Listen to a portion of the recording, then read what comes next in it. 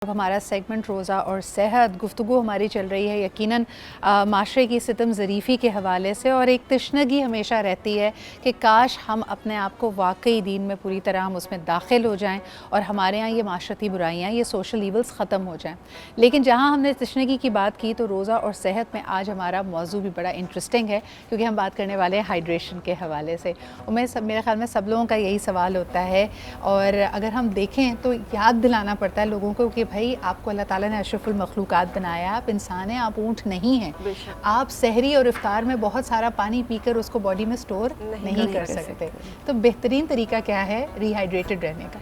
देखिए, पहली चीज़ एक बचपन से आदत बनी हुई कि बहुत सारा पानी पीना है, और जबकि पता है कि फिर 3-4 घंटे आप नहीं सो सकते, और फिर वही आपकी प्यास बढ़ती चली जाती है। बेहतरीन तरीका ये है कि आपने जो कॉम्प्लेक्स कार्ब्स जिसे कहते हैं, गुड कार्ब्स जो है, वो चीज़ जो स्लो डाइजेस्ट हो और फाइबर जिसके अंदर ज़्यादा हो वो इस्तेमाल करनी है। बहुत ज़्यादा जिसे कहते हैं जूस पी लिया है, या बहुत ज़्यादा मिठास इस्तेमाल कर ली है, या शॉर्ट चीज़ें जैसे दलिया बना के खा लिया, लेकिन दलिए की जगह आप अगर प्योर ओट्स यूज़ कर लेते हैं वो ज़्यादा फ़ायदा देगा।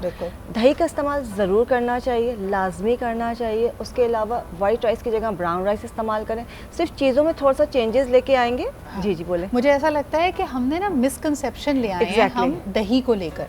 दही के हवाले से हम ये समझते हैं कि अगर आपने सहरी में खा लिया तो आपको प्यास नहीं लगेगी, बल्कि उसका असल फ़ायदा ये है कि आपकी बॉडी रिहाइड्रेटेड रहेगी। बॉडी को हाइड्रेट करने के लिए तमाम चीज़ें, प्यास एक अलग चीज़ है, पानी हो या कोई भी चीज़ हो, जब आपकी बॉडी हाइड्रेट रहेगी आपको ड्राइनेस फील नहीं होगी। ठीक है, जहाँ तक एक प्यास है वो एक फितरी सा अमल है, कुछ अरसे के बाद ज़्यादा बोल रहे हैं, ज़्यादा काम कर रहे हैं तो हल्की सी प्यास फील होगी।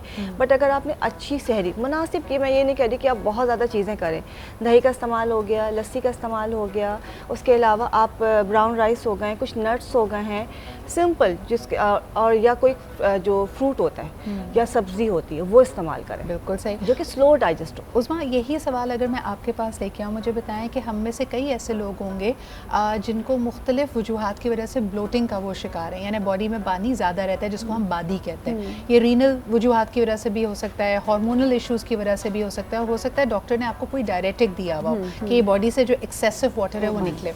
रमज़ान में इसको कैसे मैनेज करें? अच्छा सिद्रा, इसी बात को मैं कंटिन्यू करूँगी। देखिए, बेसिकली जो प्यास है एक तो फितरी अमल है, ये हो गई होगा, लेकिन आपने किस तरह से रिहाइड्रेट करना है कि हमें अपने इलेक्ट्रोलाइट्स को बेहतर रखना है। सही, जहाँ उनमें इम्बैलेंस आएगा वहाँ पे आपकी थर्स्ट बढ़ेगी।